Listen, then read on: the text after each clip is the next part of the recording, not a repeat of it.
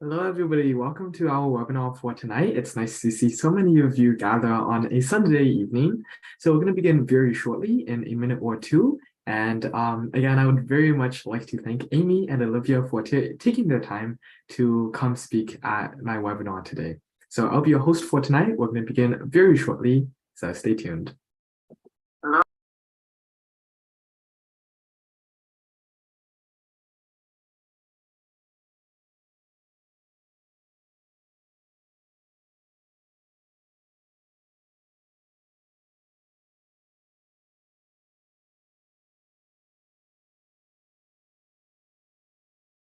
By the way, Amy and Olivia, you guys can screen share now, right? I'm just not sure if you guys have permission. Yeah, I can share screen. Okay, that's awesome. Okay, why don't we begin? I think quite a few people are going to trickle in as we go, but that's okay. So, first of all, welcome everybody to our webinar tonight. It's a pleasure having all of you gather on a Sunday evening, or I know some of you, it might be a Monday morning. So it's nice to see all of you guys. So a quick introduction, I'll be your host for tonight. My name is Anuan. Like many of you, well, like most of you, I'm a grade 12 student. I'm in Canada and I go to Melville High School, which is a local IB high school. And today I've invited Amy and Olivia to come and speak a bit about their experiences through high school, through university, and they're going to give us their advice on how to succeed. So without further ado, Amy and Olivia, the stage is yours. Thank you, Enyuan. Enyuan's been awesome organizing, so thanks so much. And today, Olivia and I, we're going to talk a little bit about our journey. So our real path through high school, all the ups and downs, and then how we eventually both ended up at Caltech. And so Olivia will take it away from here and start with her portion.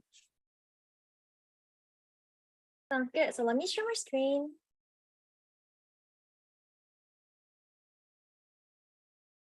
Can everyone see the screen sharing?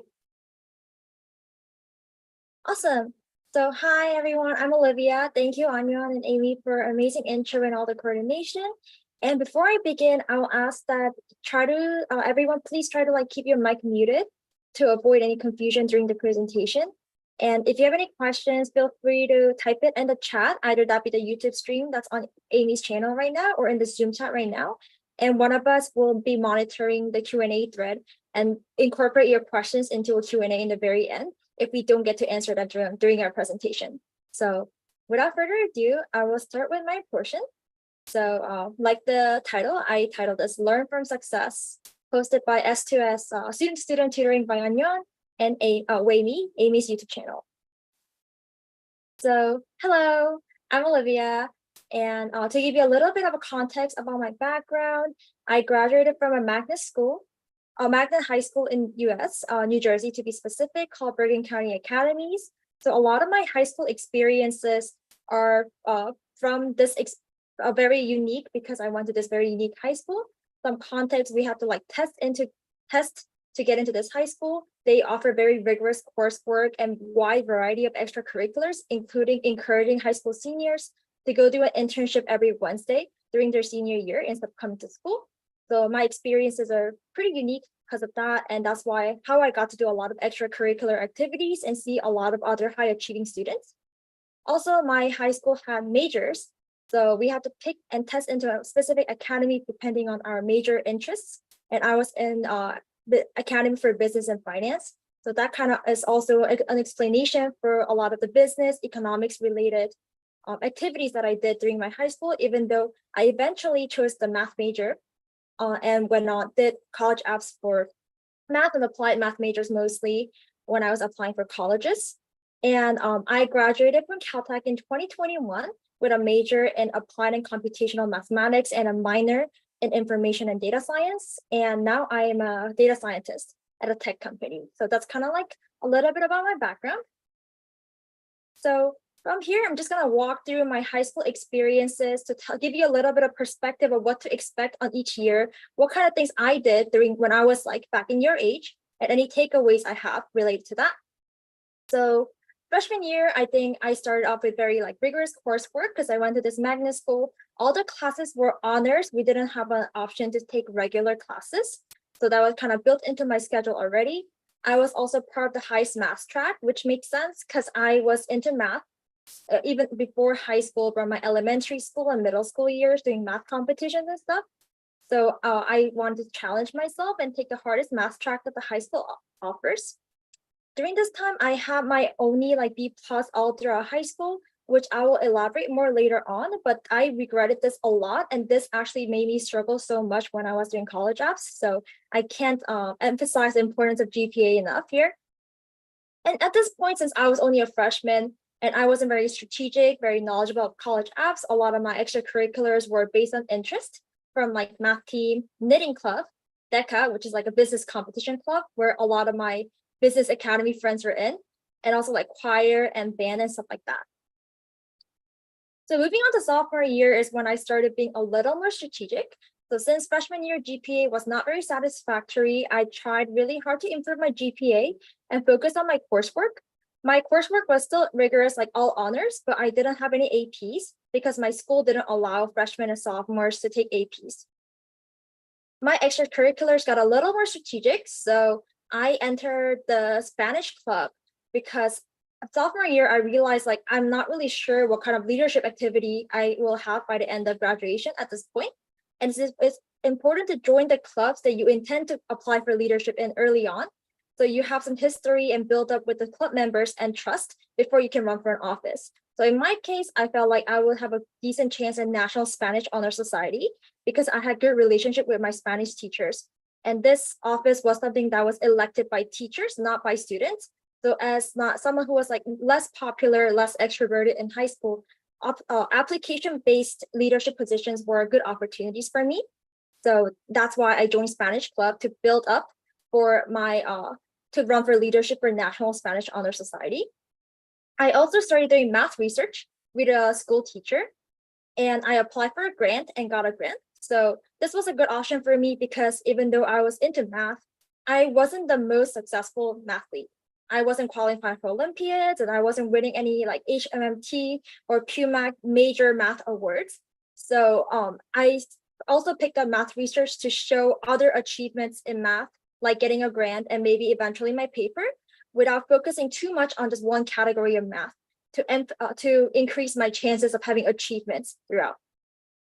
I also continued on some extracurriculars based on my interest. I also did like fun stuff like K-pop dancing and things like that. But this is a phase where my activities and strategies started coming in.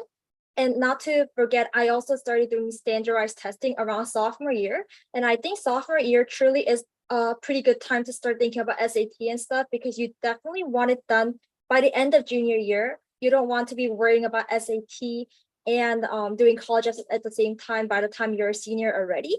So I started preparing for SAT, taking the first practice test, studying the books. I also took like private classes starting sophomore year. And it's no longer relevant, but I also started taking SAT 2s around this time. So this was really the first year I started investing heavily into SAT and standardized testing. Junior year, I think, is the most important time for a lot of high schoolers preparing for college because this is the last chance to really solidify your GPA, show off a lot of coursework, and have like high achievements in extracurriculars. So as Anya mentioned in the poster, I actually also did IB curriculum because my high school had a very unique curriculum that had both IB and AP. So I ended up doing the full IB diploma, like a lot of you who might be watching this webinar right now. I did math, history, literature, language, and econ HL, and physics and Spanish HSL for my diploma. I didn't have much choice in which subjects to pick. I was basically locked into 4 out of 6 of these subjects and just had a choice of math HL versus math SL and Spanish HL versus Spanish SL. So that's kind of like the amount of choice I had, which is why my combination turned out this way. For IB students, HL subjects is the best way for you to show your passion and excellence in a subject area.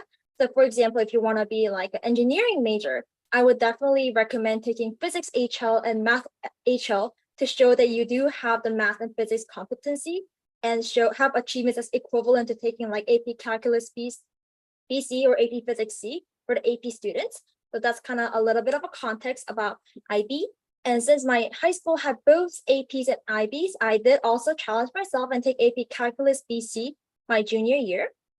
So basically my coursework only had APs and IBs for my junior year, which was a very, very rigorous coursework.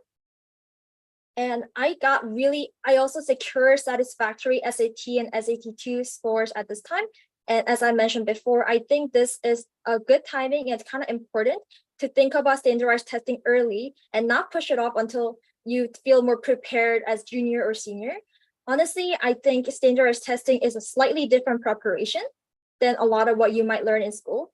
And you might need to just put in hours to learn the problem types, be used to having timed tests and things like that, and specifically prepare for the test regardless of what age you are and when you take it. So it's good to get it out of the way as soon as possible. And it's good to start early so you allow yourself multiple chances to retake the test until you get a satisfactory score. So junior year was when I was able to secure all the SAT and SAT2s at the time that I needed for college apps. So I could focus on college apps starting summer after junior year and senior year. My extracurriculars also got way more strategic by junior year because I saw more of statistics from upperclassmen who got into good college and started getting advice from upperclassmen that I'm close to. So as I mentioned before, as I built up sophomore year, I became National Spanish Honor Society co-president. So this was one of my major activities, extracurriculars applying for college apps, and was my primary leadership. And I think one takeaway here is it's very important to do things when you're in office. Just becoming co-president isn't enough.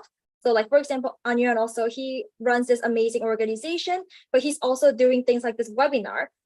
Once you're in power, you have to do things using the position to help and better other people and make impact for your leadership to really, really shine.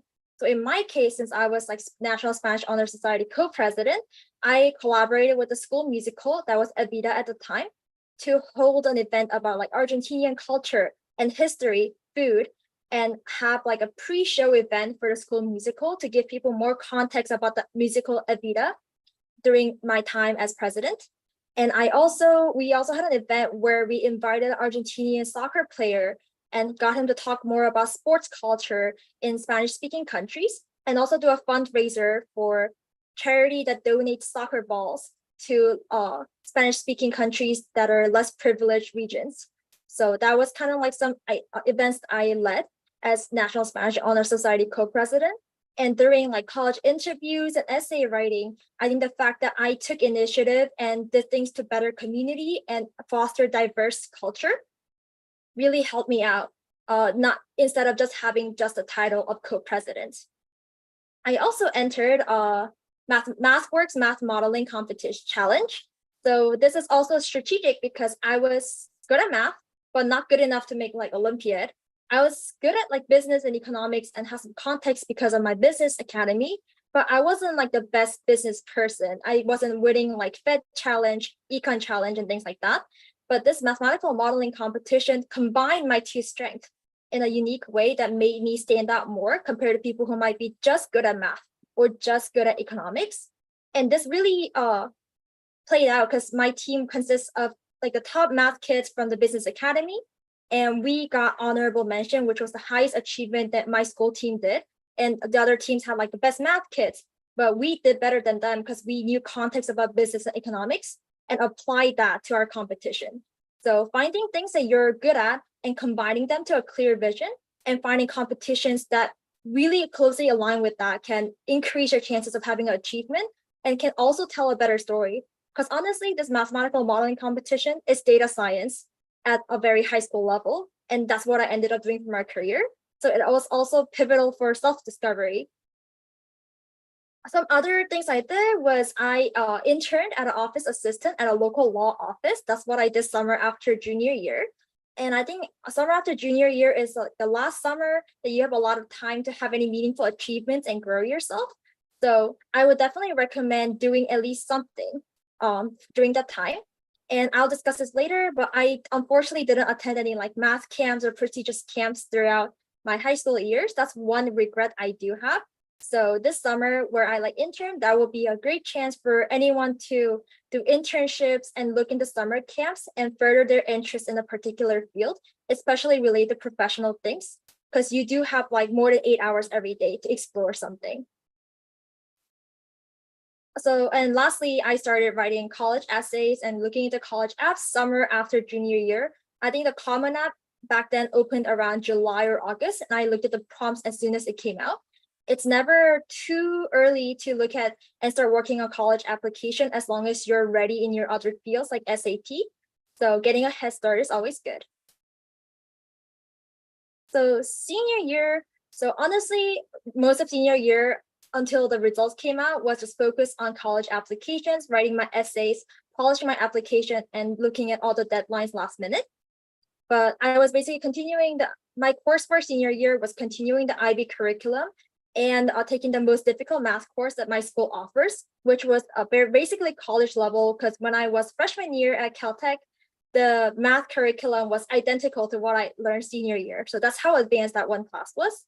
And a lot of people do recommend having a very rigorous course for your senior year because your grades will likely not make it to earlies, but they will still see what classes you're taking. So you want to show that you're continuously challenging yourself while balancing college apps, and that can leave a good impression, especially because senior year is when you finally clear out all the prereqs and you can take all the AP classes you want. So don't be like, oh, like it's my grades are not going to go to colleges, so I'm not going to take any challenging classes. This is a chance that you have to keep challenging yourself and keep showing good performance as a student to complete your story. Also, this is like the last chance to improve GPA and add in any extracurriculars before the regular season. And I just want to clarify, if you have a really good achievement, like big GPA improvement or like winning a national award, even after the earlier regular deadline, you can still update the colleges. You can email them and be like, hey, by the way, I worked on this really amazing research paper and won an award. And I've seen people who got in after they updated like their major awards senior year. So I will definitely recommend this is not the time to like tune out. This is a time to like really give you everything you got to improve your application as much as possible. In my case, I didn't stop entering math competitions. So I was able to win awards from World Math Team Championship, which is an international competition, not IMO, but organized by a private organization that are more team oriented. And I was able to win both individual and team awards at this competition, which I think was very crucial to my acceptance to Caltech at regulars. Also, a lot of people who pursue research for like 3 to 4 years of high school, especially, a lot of them won awards senior year by entering major competitions like Regeneron or ISEF. And I actually have a friend from my high school who won Regeneron that year. And while she didn't get into many earlies, her regular application was splendid because she was the best researcher of the year and she got in everywhere she wanted to and eventually went to Harvard.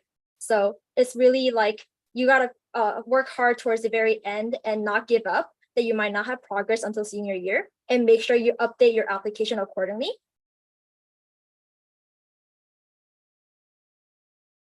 And so that was kind of like my general experience and my timeline of how I apply to colleges and prepare for them.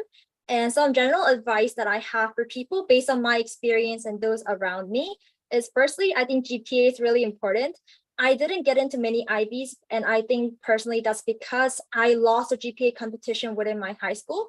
My final GPA ended up being 3.89, which is like not a bad GPA, but within my high school, roughly like 20% went to an IB or very prestigious school. And it was considered to be safe around 3.9, 3.92-ish. So every magnet school, every competitive high school will have an internal bar for GPA. And it's really, really important to meet the GPA because your GPA credibility is extremely high to colleges.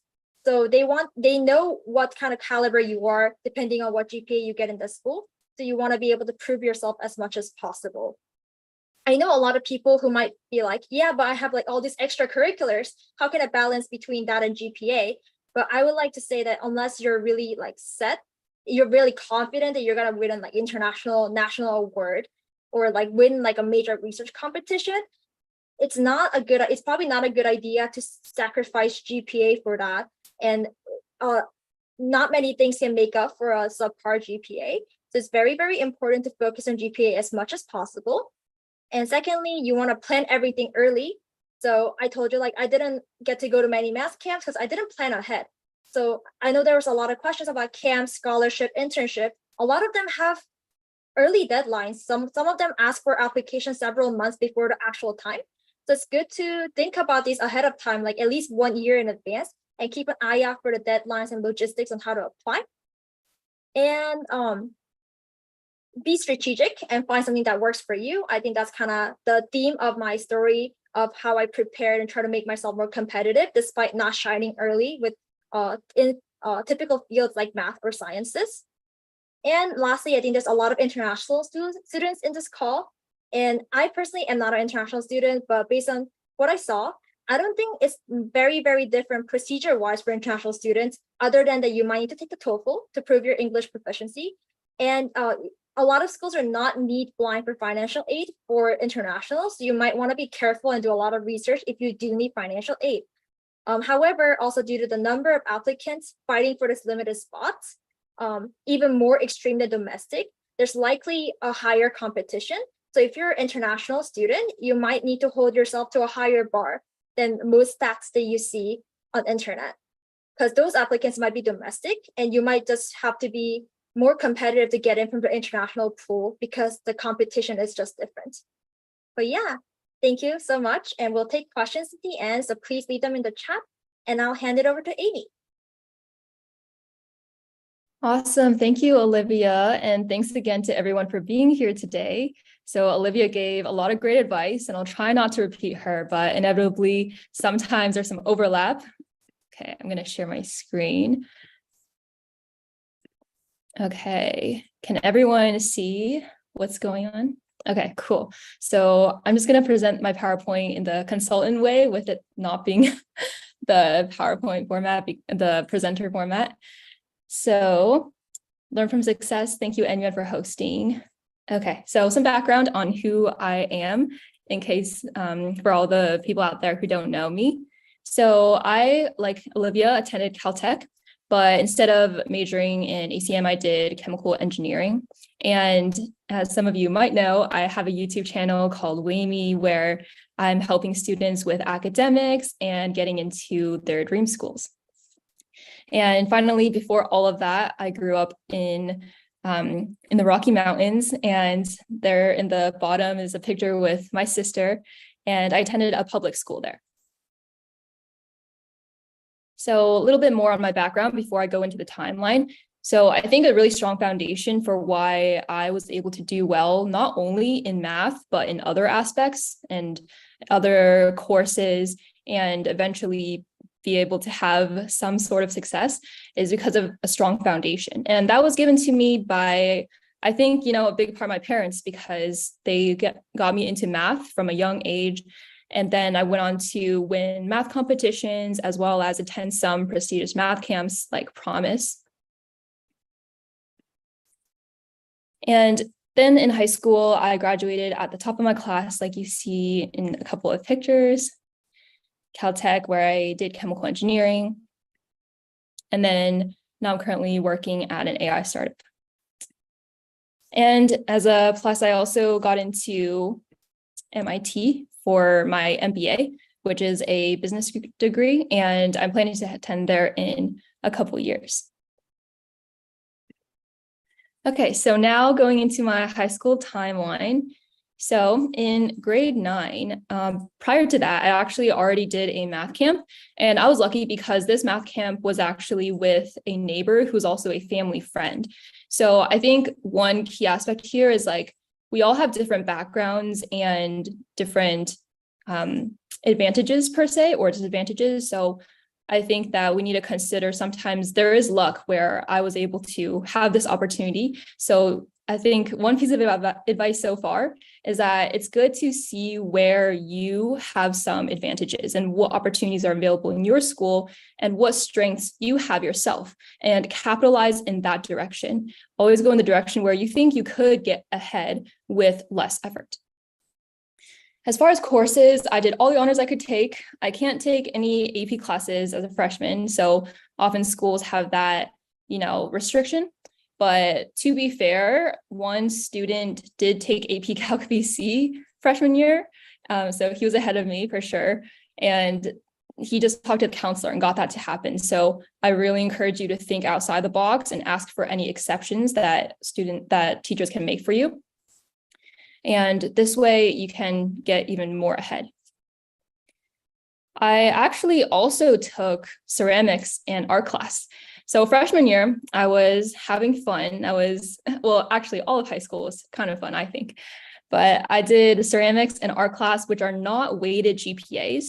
So that'll come into play later. And I did JV basketball and volleyball.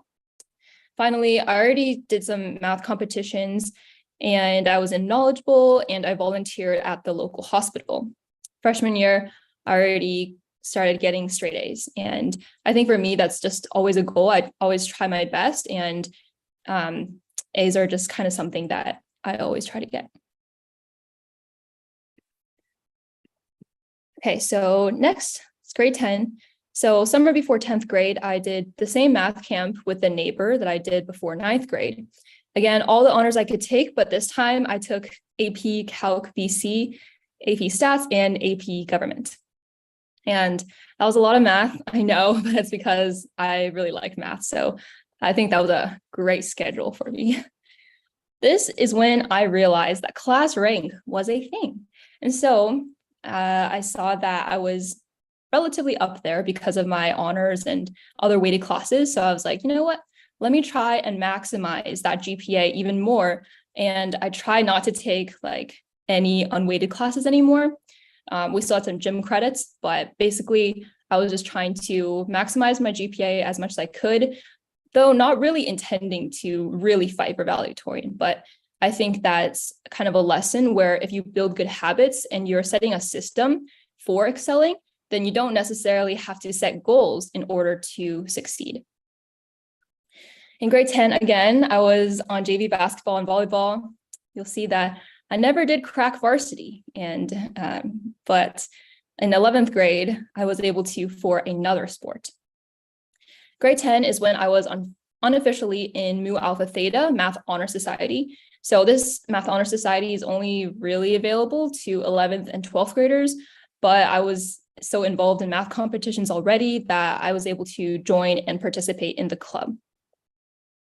I also did Spanish Honor Society, and I continued the clubs and volunteering at the hospital as from the previous year, as from 9th grade. Okay, junior year is the fun year. As you can tell visually, there's a lot more going on. So summer before 11th is when I did Promise, which is the prestigious math camp in Boston. You have to apply to this and you have to solve a bunch of hard like number theory problems. So if you are thinking of math camps or any other prestigious camps, definitely, I think like Olivia said, just think about it and prepare for it early. Like there's never too early for this. Again, I maximized all the hardest classes I could take. I did choose honors history over AP history though, because I don't like history that much. So it just shows like you don't have to take AP in something if you're not that interested. At least I was still doing an weighted GPA class. So I took 4 AP classes like you can see listed here. And this was a great year for me for math competitions. The previous years, I was always crying about how I didn't qualify for AIME. And I feel like qualifying for AIME is like the star, like if you like achieve that, then you pretty much showed you're at some level for math competitions at least. So I got that, and I also won my state top 10. So there was a specific award for that. And by the end of junior year, like second semester, this is when the counselors started talking to us about applying for colleges and researching the schools we wanted to go to. It was at this point, actually, that I realized I could aim for top schools. So something a little bit interesting that not many people might know is that when I came into high school, I did not have any expectation or hope to get into a top 10 school. And Ivy League to me was like, Einstein's gonna go there. Like I'm not smart enough. Like I just thought that was out of my league. So again, I think this is an instance where if you form good habits, you try your best and just have a good mindset about everything, then like eventually you can achieve a certain level that maybe you didn't even expect. So throughout this year, kind of starting in the fall, I was preparing for the ACT and SAT. ACT I did pretty well in, and I took 2 SAT subject tests. This is the year I finally made a varsity sport, and that was tennis.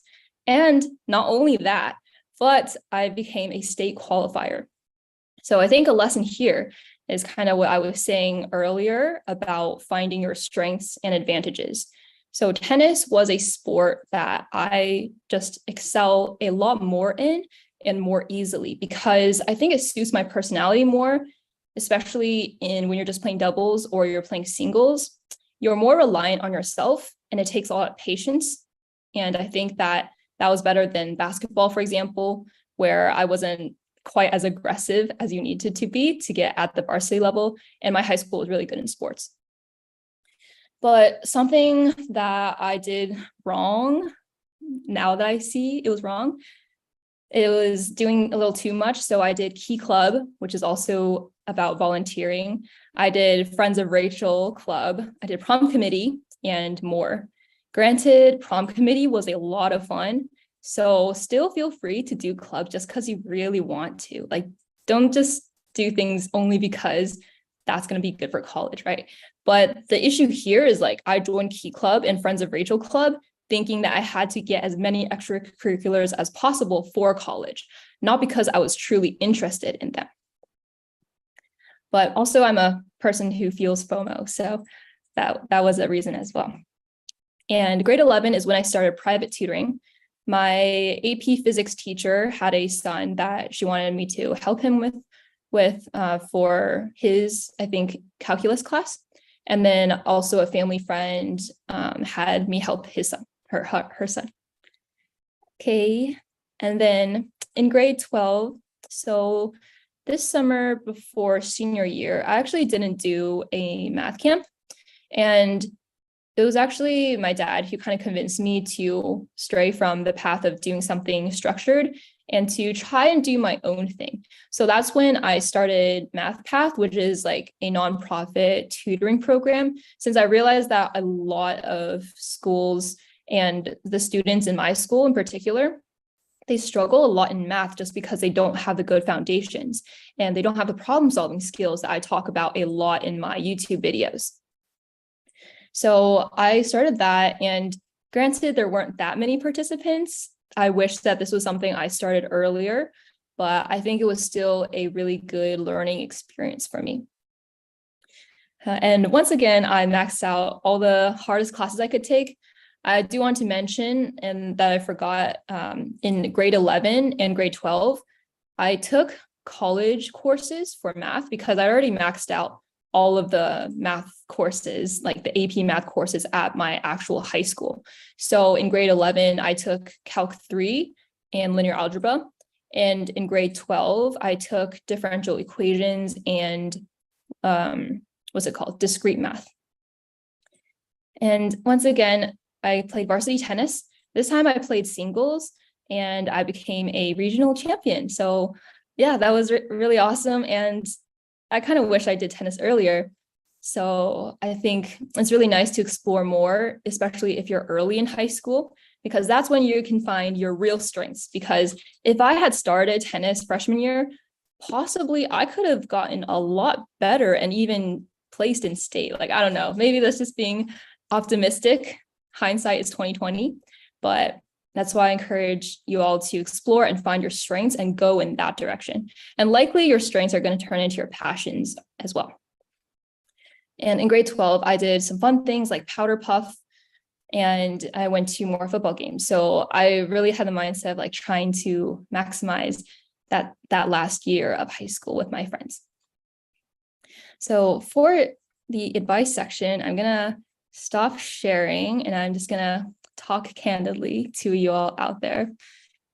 So to start, overall, I think that I did still have fun in high school because I didn't have this goal all along to get into a top school. So I don't think that stressed me out that much. Like what I was doing and trying to be the best in was purely because I wanted to show myself that this is my ability and this is what I can do well in. So I think that since I started from a young age, kind of doing well in school, that was part of my identity. And so no matter what I do, whether it's sports, extracurriculars, or classes, I'm trying to get the maximum result I can from those. In the clubs in particular, my favorites were Mu Alpha Theta, Math Honor Society. I was very involved and I initiated things like I held the AMC test at my house one time because there was a snow day. And that was pretty awesome. I just had all the kids taking math tests in my basement. I also like doing prom committee. Like I mentioned, it was fun, do things that are fun. And I didn't have to do things though, like Key Club, like one volunteering experience was enough. And I think that when you think about volunteering, a lot of people think that it's something that's super necessary, which it is to show that, you care about the world and your community. But I don't think we need to be so stressed about 500 hours versus 300 hours of volunteering experience. It's even better if you can do volunteering where you're helping your community in a more proactive way versus just participating in some already structured volunteering activity. And with my friends in high school, I think that that's also a part of why I had a good time and why I was able to do well in school, because I made friends in each class. I think that I used to be more introverted and shy, but like I said in my YouTube videos, I pushed myself more out of my comfort zone and I talked with people more and just found more joy in getting to know others. So I made friends in each class where then it just makes learning more fun. And overall, I only really had 3 close friends. One from tennis, who was my tennis doubles partner in junior year. And then the other 2 friends were in my year, and these people were all relatively focused on school. I think in our year, it was like us and then some other people who were, always trying to do the best in school. And that's why they made my high school experience better and fun at the same time. I believe that we should surround ourselves with people who make you better, who are a good influence, because that's going to also help you with burnout. Like imagine how hard it is to do well and grind all the time if you're the only one doing it and you don't see the people around you trying very hard. And if you don't have people at your school like that, I think you can get inspiration from people online, see other people in your community, and just try and find your own ways to get to know other people more. And to say the least, these 3 friends all lasted even when I went to university. On time management, this is something people ask about a lot because colleges are getting so picky and admissions is getting so competitive. So how can you get 8 hours of sleep while getting the top grades in hard classes and still doing like 10 extracurriculars and doing well in like 1 to 2 of them? So I think for me is like, there's no set answer on how much time you should spend on studying and how much time you should spend on extracurriculars. I never tracked my time and said, oh, I should study for 2 hours today and then the rest I'm going to use for extracurriculars. I think that we shouldn't get so hung up on how much time you think is enough for study. I think is this quote, like, just simply do and try the best you can, and you'll essentially end up studying however much you need for that particular goal. So if your goal is to get into a top 10 school, then it's just being efficient to get straight A's. And when you study, you'll know like how much you need to study for straight A's. It's not something you track. You just complete the assignment and that's it. You completed it well. You don't have to say that you spent 30 minutes on it, for example. And then once you are just working toward whatever that habit or that system is of doing the best you can, then it's just using your extra time outside of classes productively, and outside of homework after class, using that time to do something that's good for you. I always believe that we need to value our time more, because everyone in your class and everyone else applying to colleges, they all have the same amount of time as you. We all have 24 hours in a day. So use more of that time to do things that are good for you. And productivity doesn't always mean grinding so hard, but it's to also do things that relax, that make you relaxed. Like I would go on walks with family and that would be my break. And I think that's a lot better than just scrolling on your phone, for example, which I always talk about. I know social media is really hard to pull away nowadays, but just imagine how much more ahead you'll be if you are the very few who don't go on your phone as much. And throughout the weeks, I still had like 30 minutes to 1 hour each day. I just chilled with my sister. We did watch shows together. I think at that time it was still like Hannah Montana and things like that. Like I still did have fun, and I watched TV sometimes with my sister. And overall, I think in high school, because of all the things I just said, I was not necessarily very stressed. At least I think it's a little hard to remember now, but Caltech was definitely much harder. But the fact that I had gained and built these good time management skills really made Caltech manageable as well. Because then when I went to university, I was playing varsity sports at that time while handling the rigorous coursework. Some more pieces of advice. I know I'm just talking everyone's ear off, but I think it's really important. So use your summers. I'm very grateful that I use them, even though I didn't even know how essential this was until later. I'm also glad that I slept. I was surprised to hear that, a lot of people, when they think about doing well in school or getting into a top college, that they have to sacrifice sleep. And I believe in the opposite. In fact, you should prioritize good sleep, because that's going to make everything else in your life easier, more efficient, and you're going to perform better in your classes and sports, everything. I've mentioned this before, and why I got rejected from Stanford and didn't get into an Ivy, but I think you should focus on depth over breadth. Explore in your freshman year, but then narrow it down to your passions and your true strengths. Some of your activities might not make it onto your college application, and in fact, they shouldn't make it on there, because they're just going to be taking away from the other amazing things that you did.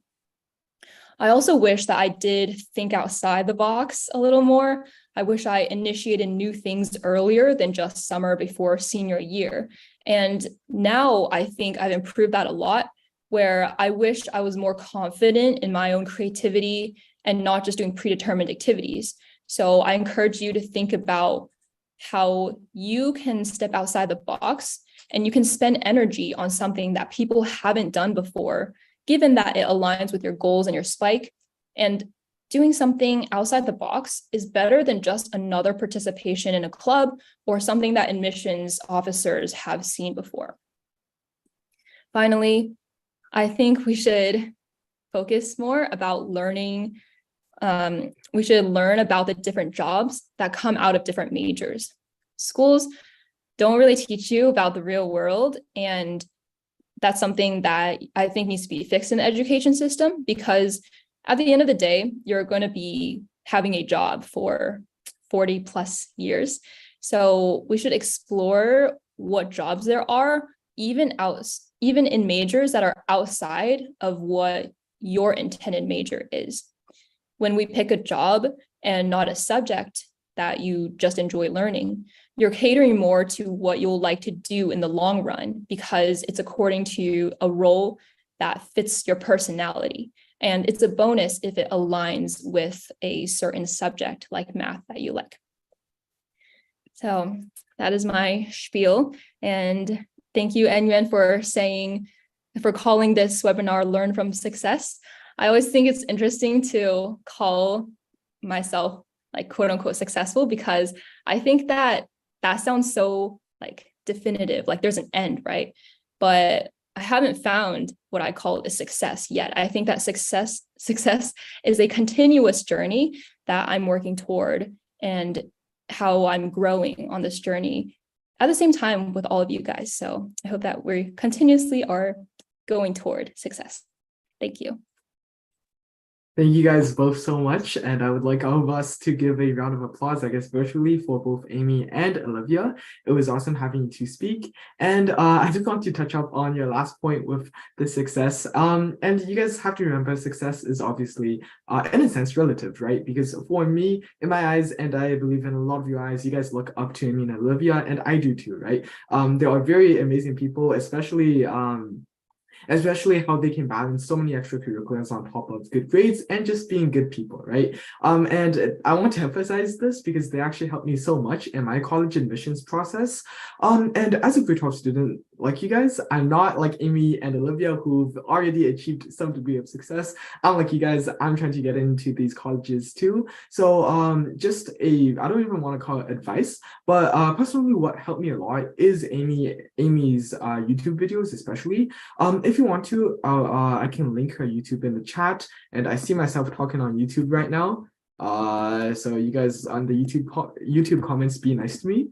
But I will link Amy's YouTube for those on Zoom. You guys should definitely check it out. It's a great resource. And something else that this may be a bit expensive for some of you, but Amy actually does college consulting, which I found very, very helpful. So I would definitely recommend check it out. And in fact, I'll let Amy and Olivia talk a bit about what they do for their college consulting. Sure. Thank you, Enyuan. And thanks again for putting this together. For everyone out there, this is not the end. We're still going to do a live Q&A. So don't worry, your questions will be answered. And yeah, Olivia and I, we both offer college consulting. So private consultations, if you want it, is basically because we get a lot of inquiries. So we thought that we would kind of systematize it. I'll pass it on to Olivia for her to say her part. Sorry, what part was I supposed to say?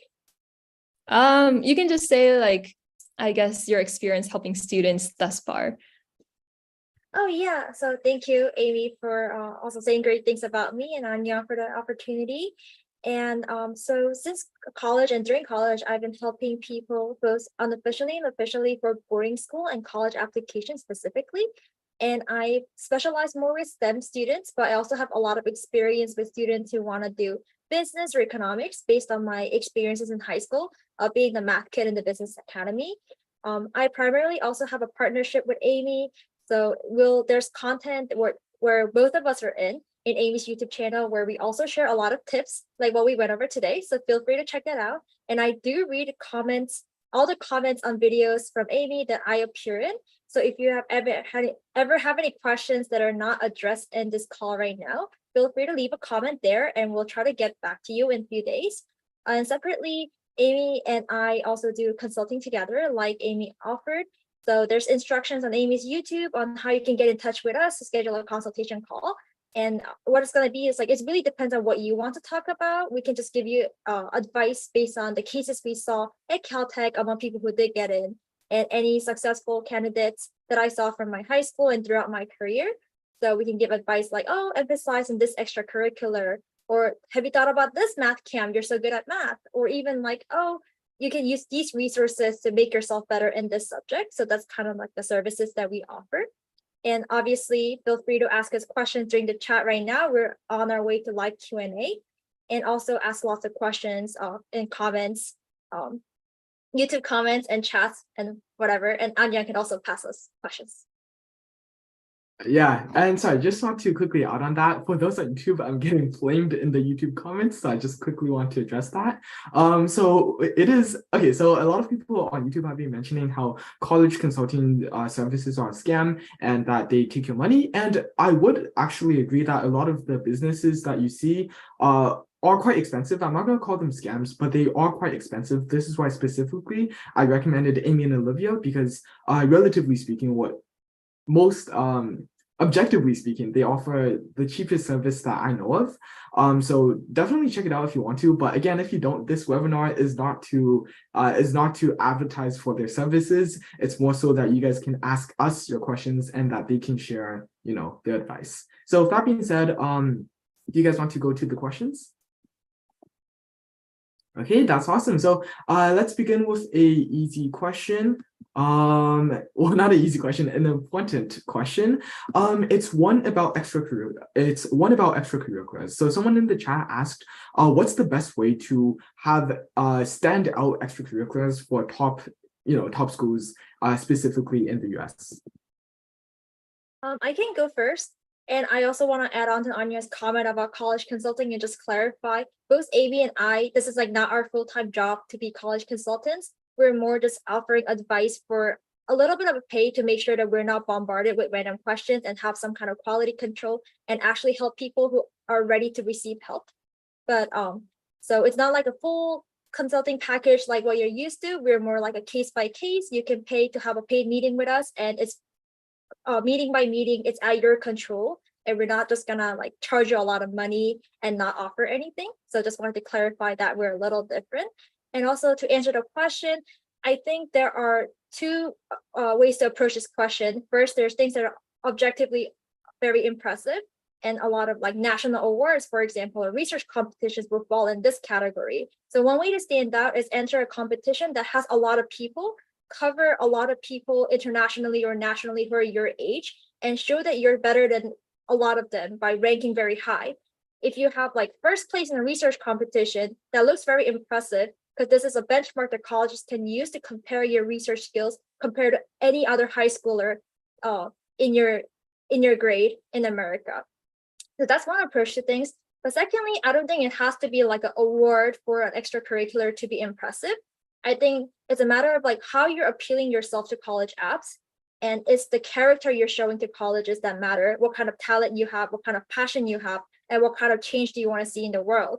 And not everyone who gets into top US colleges have awards that are like nationally ranked or research papers.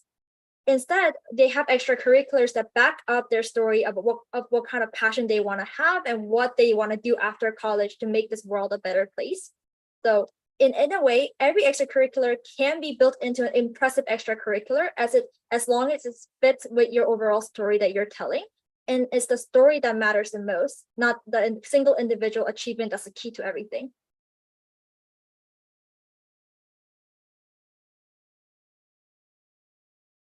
Did Amy want to add on anything? No, I think that was a great answer. I think that there are so many questions that maybe we want to go into a new one. Oh yeah, and we do have a lot of questions. Someone in the chat was asking about internships, just in general, how to get internship opportunities, and do you have to like actively, do you have any advice on these internships? Yeah, I'll start. So I think internships are honestly pretty hard to get while you're in high school. So I encourage you to first look at any connections you might have, like parents and family friends, where you can get that experience in an easier way. And otherwise, it's kind of going through the same processes as trying to get any other internships. Basically, you want to have your resume up to par and look into job boards, but there are some programs that specifically do internships for high schoolers. So you can look into that. I also created a complete guide that I'll link in a second, where I actually have a sample resume and templates and things like that to get an internship. But besides internship, like I think Olivia mentioned, we want to lean more toward doing research if you can, since that's probably easier to get than an internship. And that will really build your credibility and be able to get you a good mentor to write you letters of recommendation down the road. Okay, and then we have a bunch of SAT related questions, and as I think I mentioned in the chat, Amy does have a lot of SAT videos on her channel, but if you guys want to say anything about SAT, go ahead. Okay, if not, then yeah, there's a lot of YouTube videos Amy has made. I think a ton actually. So actually, Amy, if you want, you can link it. Send the link in the chat. And yeah, I think Amy herself took the ACT, I took the SAT, and I got some of her advice and other people on YouTube. By the way, YouTube is a great resource, check it out. But I got a lot of people's advice and I did pretty well on the SAT thanks to them. But yeah, next question. We have one from I think Dum Dum, who was calling us out earlier in the chat. But he or she is asking about they're asking about how do you do a spike without burning yourself out? Or in general, how do you balance everything without burning yourself out? I will do the doing it without sleep case because I think Amy can do more of a healthy lifestyle. So to be honest, I got like average of 4 to 5 hours of sleep throughout my junior year. I pulled a couple all-nighters. I'm a little different case where I didn't really take good care of my health, and I really prioritized my classes and extracurriculars. I think on that note, what kept me going was like spike, whatever I was building up to, whether that be mathematical modeling or data science or math in general. It was very rewarding for me still because I was genuinely interested in this subject matter. And I had specific goals that I wanted to do in college. I guess initially I wanted to do like a PhD in math and be able to like model and explain what happens in real life using math, because what happens in real life was very confusing for me, but math was a very logical system so it would be very cool to be able to translate this chaotic world to a logical system called math. So that was kind of like my passion, and I had a lot of academic curiosity. So working on my spike, even though it was very physically draining, it was very satisfactory to my intellectual curiosity. And I would recommend that whichever spike you pick and you pursue, pick something that you're still at least like interested in, something that you don't hate, that you're not just doing for college apps. And it will take you a lot further in life to just try to discover your passion and talent early on and work towards that and figure out what you can work on a lot of times without burning yourself out, because eventually that's going to be the guide to picking your career and onward, not just college apps. Yeah, I totally agree with Olivia. Pick what you love. I accidentally made math my spike just because I liked it so much. So yeah, do something you love. Exactly. I think that's great advice. And a few more questions. We got a lot of questions about guidance and recommendation letters. Amy actually has a video about that on her channel, but I think you guys can add on that. Oh, do you guys want to? Sure, sorry, it's because of two people. Sometimes you don't know who to speak first, but I think for letters of recommendation, it should really be from someone who knows you as a person. So I think that, as students, we focus a lot on grades or, just getting assignments done, but you should really talk to your teacher more than you think you should even. Like, don't just be like, go to class and then leave class.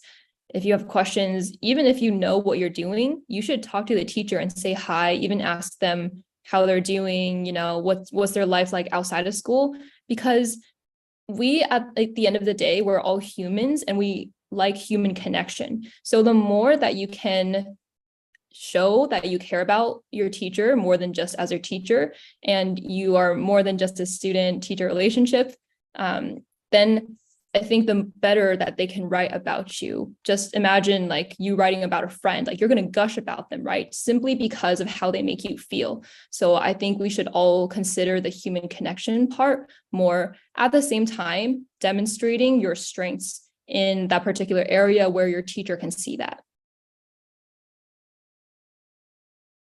Okay, two not actually that related questions, but what do you do if you don't have a APU or IB? And the second question is, how do you show community impact on your application? So on the note of AP/IB, I know a lot of for example, public schools might not offer AP and IB. So IB, it's a little more difficult to self-study because it's a comprehensive program where 6 subjects fit together. But for AP, a lot of students actually self-study and take the test. So you can look into test centers that are willing to take you on and let you take the AP test. And you can read books, online courses to self-study the subject matter and take the respective AP test to have it on your college apps. Also, I think a lot of students also take classes at a local community college or local university to take college level classes without it being labeled AP and IB. And that will still look very impressive to colleges, because eventually what you want to show through AP and IB is you want to show that you took classes above high school level. So taking classes at a local university would do the same thing.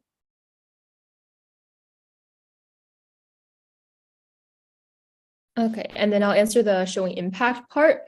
So I think that Olivia talked about this really well earlier, where we want to consider how you can better your community first, like always be on the lookout for opportunities.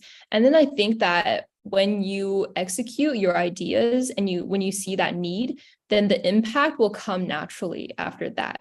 And then by doing it in that way, you're not forcing any kind of impact, and you're not forcing anything that could lead to burnout. So I think always keep your eyes peeled. And when you're thinking about impact, always think an extra level than what's currently in front of you. Like maybe you're an NHS and you're a president, right? But instead of just thinking about impact as doing the things that the president always does, like why not create some new initiative or start working with a new community service organization in your community, and always try to get numbers from that too. The more metrics you can get after a certain event or anything, then the more impactful, to use the word again, the more impactful it will see, because it's so important to be quantifiable. Oh, sorry, I couldn't unmute myself. I was like struggling with the button. Actually, well, 901, I don't know how when you guys would like to, because I think you mentioned.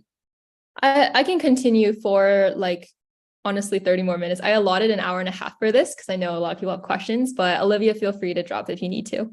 Yeah, let's just try to go on, and we can just sign off when we really need to and stick around for a little longer. Okay, that's awesome. Thank you so much. Then I planned 1 hour, but it'd be awesome if you guys can stay behind. And for Olivia, actually, as an IB student myself and a lot of IB students in the chat and on YouTube, what is your general advice, or any like most important advice you have for IB kids like us?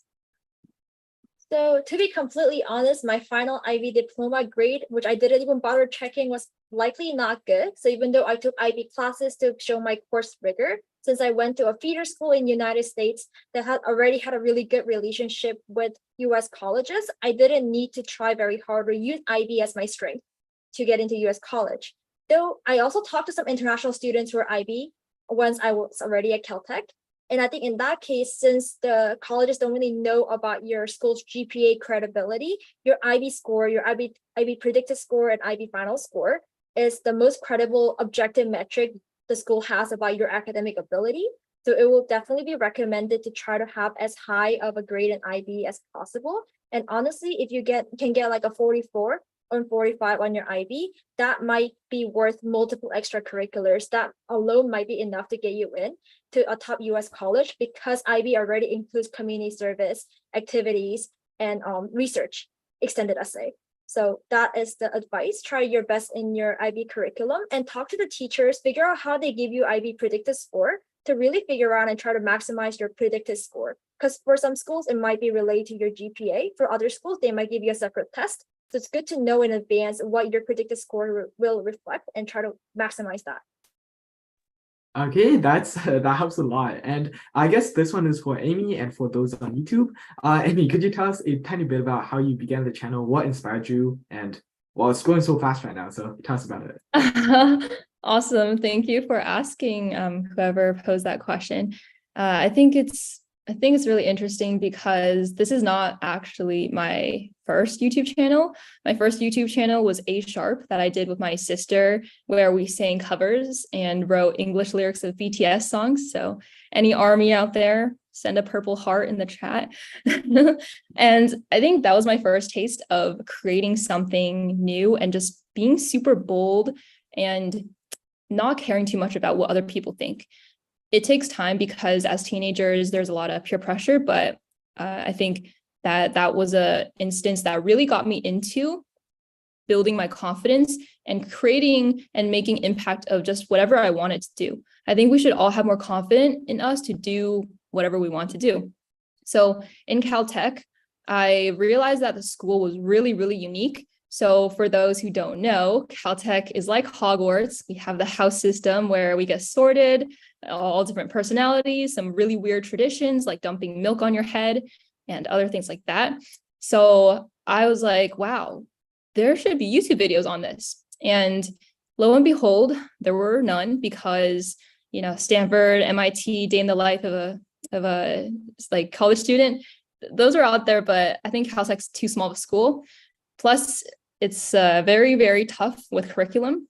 And so that's why there were no videos. But I was suddenly junior year, like, you know what? I'm going to be the one to bring Caltech to YouTube. I'm going to put it on the map because I think it's too cool for people to not see this, whenever they want to.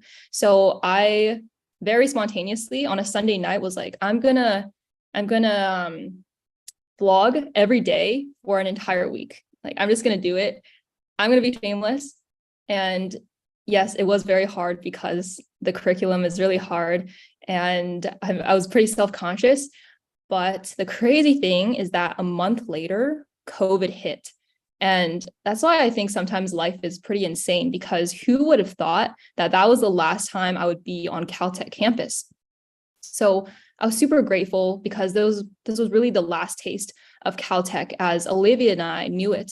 So during COVID, more time at home. So I edited those videos, and I actually reached out to Caltech admissions to spread the word a little more.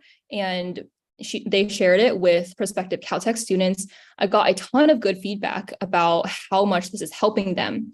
And that became my why, my reason for continuing YouTube, is to help students like all of you out there today, because all the comments and feedback and the fact that we can even connect with Enyuan, who's all the way from Canada, is like crazy.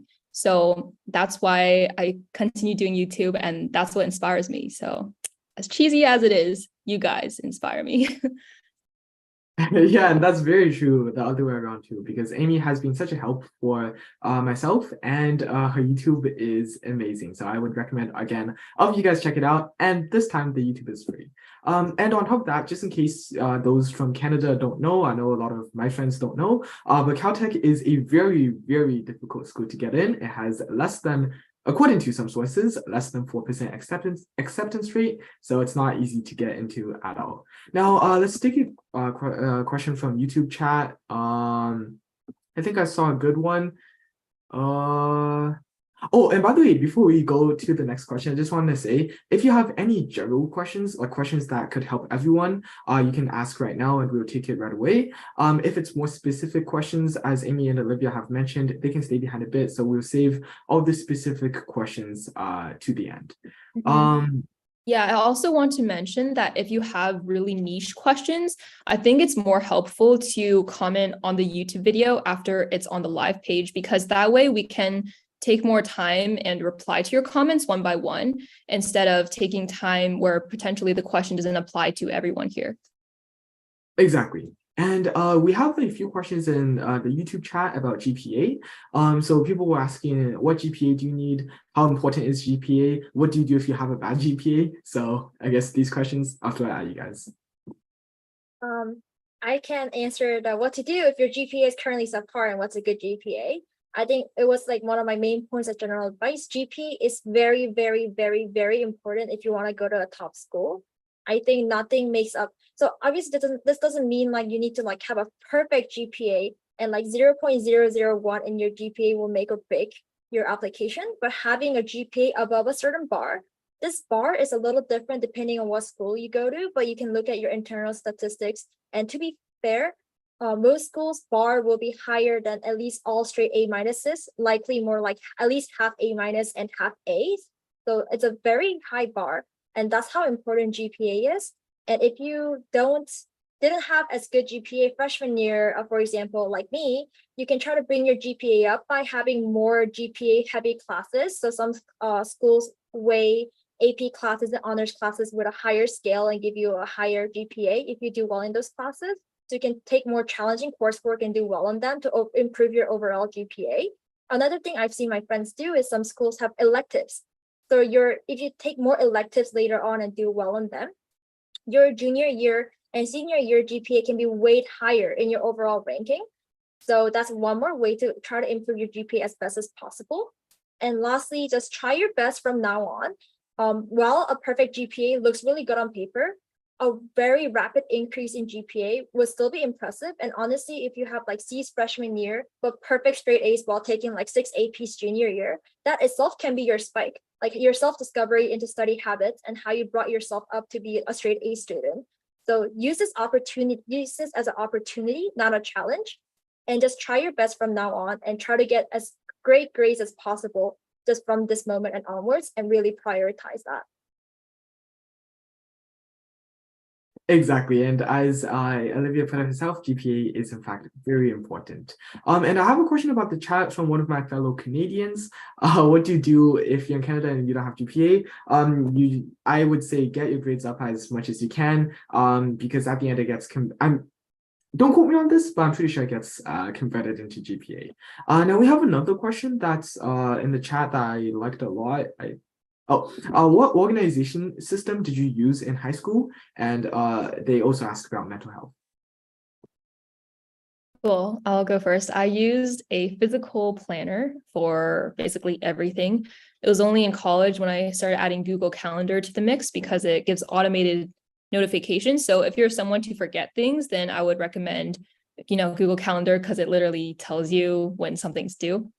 But I think a planner is really helpful because I like flipping through and seeing visually, I have this coming up next week. I have this coming up, in 2 weeks.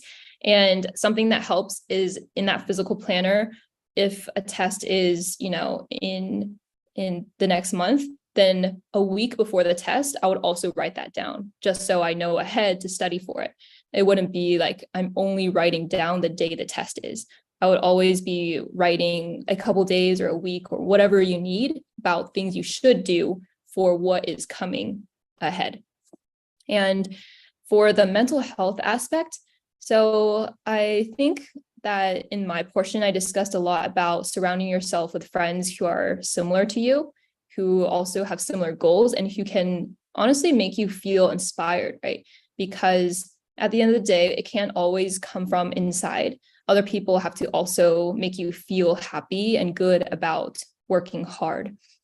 And in school, I think the thing is there's a lot of stress about getting into a top college. I mean, I've made so many videos, how to get into a top college, but the purpose there is that we should strive to get into the top college, but we should not stress about if we don't get in, because if we strive for top college and we're already at that level, it's not going to matter what school you go to because you already have the skills, the mindset, the great habits that are going to make you successful anywhere. And finally, I'll just say another tip before it gets too long, but we should really try to prioritize sleep. And how we prioritize sleep and other things good for us is to consider what things you're doing throughout your day that are unnecessary. Again, everyone has 24 hours in a day. So if you take one day and you track what things you're doing in those 24 hours, I'm sure you can discover some things that you can cut out and therefore make more time to go on a walk, see nature, sleep more. Yeah, that's good advice. Go on a walk, see nature, sleep more. And we have a question in the chat about oh my god, it's gone again, is it? Oh yeah, how important are awards and competitions? So I think like college apps is more like English essay than math.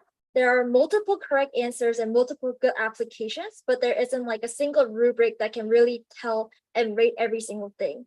So awards and achievements, they will help, but there are plenty of people who get it without awards and achievements.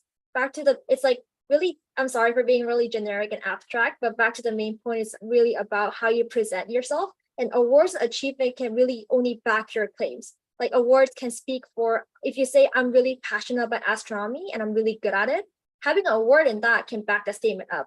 But that's the extent of how useful that award is. And if you can find other ways to back up your claims by having a personal project or having a lot of extracurriculars that are centered around it, if you like helping people, if you talk about a case of community impact in your recommendation and your essay, those are also other ways you can back your main story. And there's no clear answer on which main story is superior over the other. It's all about like why you think you're a valuable person for the community and what you want to do with your vision and your passion. So It's really be your best self and go challenge yourself and get awards if it is part of who you are. You're competitive and you like achieving things and you want material proof to back up your excellence.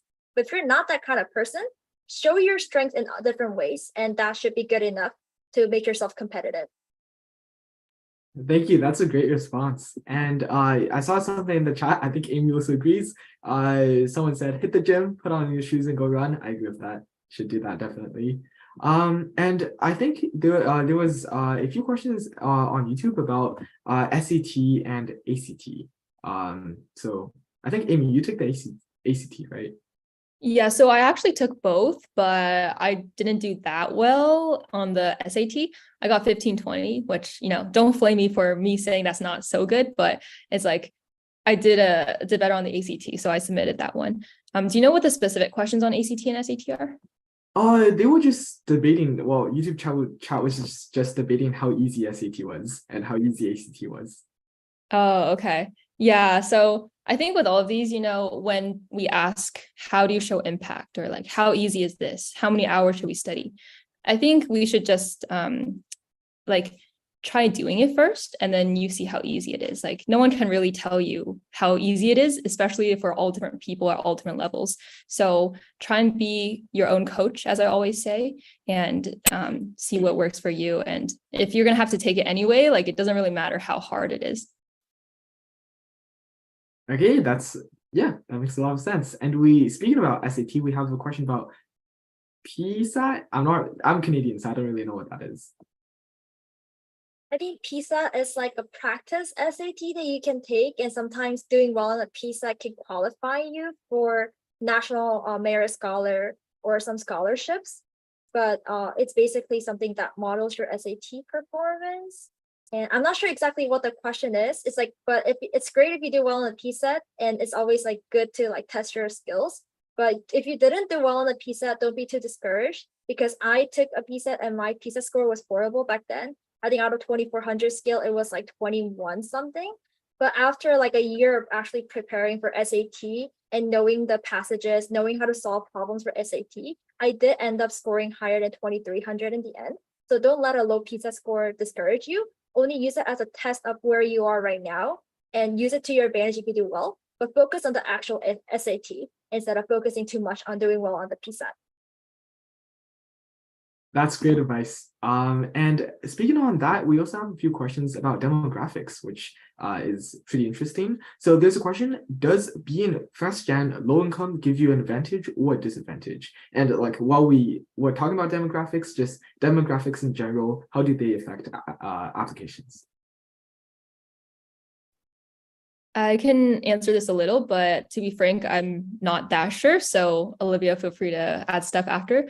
So I think, first of all, if you're from low income, just from the perspective of what opportunities you had, I'm sure that they're not as much as someone from, a boarding school or other areas.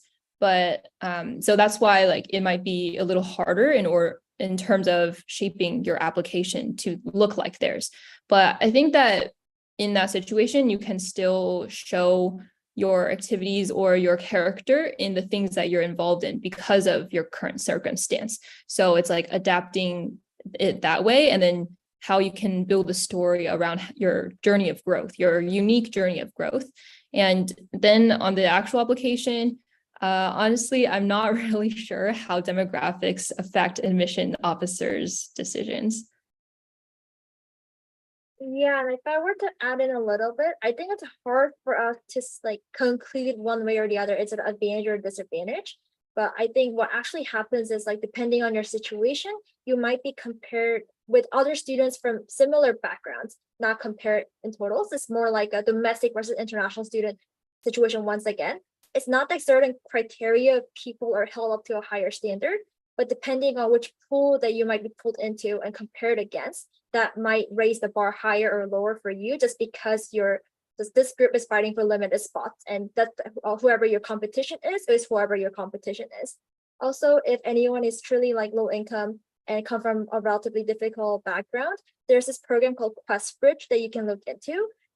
That's specifically for people coming from low income background. that tries to like match them and put them in a different application pool and match them to top US colleges. I don't know much information myself because I didn't do QuestBridge, but I know a lot of people who was able to get into top colleges using this system. So I would definitely recommend looking into it. Yeah, there's actually a guy on YouTube. I forgot what his channel is called, but he got into Yale on QuestBridge. That's quite impressive. But yeah, that being said, we also have a few questions about sorry, give me one sec. I remember there's a question on YouTube about why go for the top schools? Why go for the Ivy Leagues, MIT, Caltech? Why not go for or why not go for cheaper but less prestigious schools? Yeah, so I think this relates to what I said earlier, that it's not so much we need to feel disappointed if we didn't get into a top school, but it's that we are just trying to increase our human capital to be at the level of those who might be at the top schools, because that's going to make you have better chances when you're finding a job. I think that we aim for that because that's the highest metric, right? It's like that quote, if you shoot for the moon, you'll land among the stars, even though that's astronomically doesn't make sense. But the point is that if you aim for the top, then you'll have better chances to get into cheaper schools. I think a primary advantage per se of getting into a top school is the prestige to some extent, right? Because if you hear Harvard, right, you see Harvard in a YouTube video, your ears or your eyes just light up, right? It's human nature, because when you get into Harvard, that says something, a little something about you already. Whereas if you're going to a state school, you could be Harvard level, but your school does not show that so visibly. And another potential advantage would be the alumni network, because Harvard, I think especially they have a really large endowment, so they have really good programs to keep their community close together, where the alumni are the people who have the connections and can help you with a job post-college. And not to mention that some jobs or some companies, they are specifically looking for Caltech, MIT, Carnegie Mellon kids, because that's where they know the highest caliber students are. Like, again, it's not impossible to get a job at 2 Sigma if you're not from those schools, but it's probably going to make it easier for your resume to not just get tossed. I can provide a little bit more utilitarian perspective to this, perhaps. But so hot take, I think depending on what you want to do in life, you might not need to go to a good college, and you can kind of compare it to be more like, should I go to a prestigious high school? Should I go to a boarding school? Should I go to magnet school? I think people's approach to this is like, yes, it can give you advantage at later prestigious steps of your life, like getting into a top college, but it's not for everyone. And the right answer is different depending on what type of person you are and what you want to achieve in life. It's like, if you don't want to aim for Harvard, maybe spending a lot of money in boarding school is not worth it for you. But there's other reasons, like if you're not a very competitive person, if you're someone who gets stressed very easily, if you want to stay close to home, there are so many reasons that are very personal to you about whether you should go to a competitive high school or not. I think this exactly carries over to college too. If you want to aim for something where your college title matters a lot. So for example, I used to work in algorithmic trading, and if you come straight from bachelor's, your resume will literally get screened out unless you come from a target school, unless you have like very impressive achievements that are independent of your college title. So there are some factors like that. But now I work in tech. In tech, they don't really care about your college title that much. They just care more about your internships and your projects. So this all just depends on what you want to do in the future. I think the general advice to a lot of people is, if you don't know what you want to do in the future, college title might matter to you, and you might feel disappointed and feel like you didn't get an opportunity because of your college title at some point in your life. So it's safe to invest in college title and try to like work hard towards that. But depending on your life goal, it's not something that's worth like stressing yourself, sacrificing sleep over, definitely. And life is a marathon. So view it more like you want to get from point A to point B in life, way further in life, like in your 30s, 40s, what kind of careers, what kind of impact you want to make in the world. And see if college fits into the picture. If you need like a prestigious title, if you need the connections, if you need the education, research opportunities to reach your goal. And if you think about it that way, college application will feel less stressful, because not getting into a good college doesn't mean you failed at life. You just like are taking a little bit of a detour, but you're still working towards your goal. So, and I think actually colleges also want to see kids like that. They want to see kids who will use college as a stepping stone, and do greater things in the world, make the alumni proud, and make this world a little bit of a better place. I think that's what the colleges ultimately want to see. So I think the correct approach to this maybe is to look at long-term goals, look at your life as a marathon, and see like how much college application matters and prioritize where you want to put in your effort. And if you get into a good college, great. There's a lot of perks like Amy just mentioned, but if not, you didn't fail anything at life yet. It's just a detour, you're just taking a different path. So that's probably about how much college matters as someone who just graduated from Caltech and is now in the workforce. Olivia, I like how you said you have not failed at life yet. Yeah, and I think that's really well said. Not the feel at life part, the rest. But yeah, that being said, it looks like time is almost up. So I just want to ask Olivia and Amy, any closing remarks? Sure, I'll go first real quick just because I had something in mind. So I want to go back a little bit to the question where someone asked about impact. How do we show impact?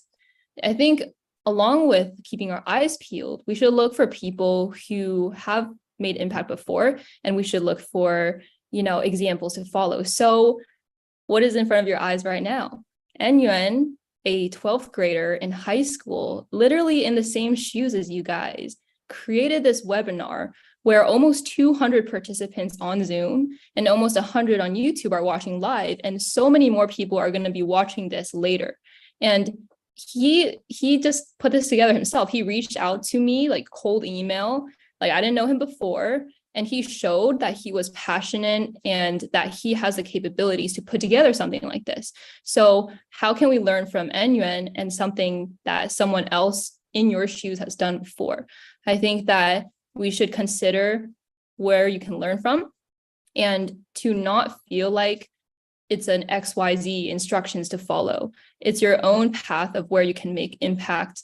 And also just don't feel like you're limited in that way as well. It all depends on how you look at things and where your confidence is. So yeah, I think that's a good way to also thank Enyuan for, being awesome and for putting this together. I want to second everything Amy said, including about how it's very impressive that Anyan, who is also only a high school student, is pulling this impact together and came up with this, contacted the speakers and coordinated the effort. So you guys, all of you are also capable of making an impact this size, clearly. So I definitely encourage all of you to try to think, which impact do I want to make and how can I get there? I think I also want to emphasize that like Amy said, there's no XYZ correct answer. And I'm still like pretty young, but I think that kind of applies to various aspects of life, not just college apps, but also job applications and your life in general.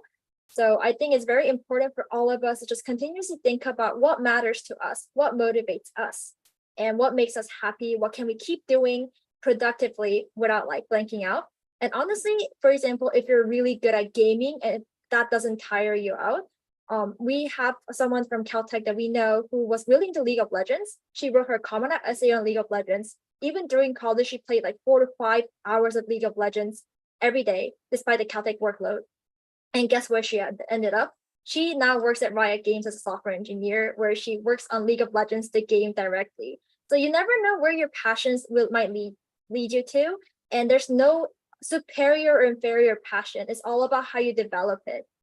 Also, that being said, like, how do I know all of these like cases, like my high school cases, my college cases, and me and Amy's cases, Anyan's cases? I think it's now the world is like with internet and YouTube and everything, it got relatively easier to gather information about other people's experiences. So definitely use that to your advantage. Ask a lot of questions if you can, and research what other people are up to. A lot of you are asking, how can I find research opportunities? How can I find internship opportunities? What math camps do I apply to? Look around and look for people in your community, school, or on internet who are already doing these things. Look at how they're doing it and ask them questions like, how did you get this internship? What connection do you have? How did you write your resume? So I think it's great that all of you are attending webinars like this, and this is a great first step towards that, asking a lot of questions too. And continue being resourceful like this and use people and internet to your advantage. Okay, thank you both so much. You guys are making me blush. I'm kidding, but once again, thank you guys so much for attending. Thank you so much, Amy and Olivia. And I just want to add that they are by far the nicest YouTubers I've ever met. Although not that I've met much, but they are so nice. They've surprisingly responded to all my emails, and it's surprising because Amy has over 60,000 subscribers. Last week I checked, she only had 50,000, but now she has 60,000. So congrats to Amy. But with that being said, again, thank you guys both so much for attending. Thank you guys all for making this happen. If you have any questions, I know we still have a lot of questions. Please just leave it on the YouTube. Please just leave it on the YouTube video. I know those that are watching on YouTube are already on the video. So on Zoom, you guys can go to YouTube and just comment any questions. But with that being said, that is officially all for today. I don't want to keep Amy and Olivia any longer. They've stayed enough and they've answered a lot of questions. So once again, thank you guys so much and have a wonderful evening. Thank you, Anya, and everyone. Don't forget to like and subscribe and comment on Amy's YouTube channel, WAMYA capital A. I'll do the shameless plug for both of them. Thank you for Thank having us. you. Thank Don't you, forget to like and everyone. subscribe.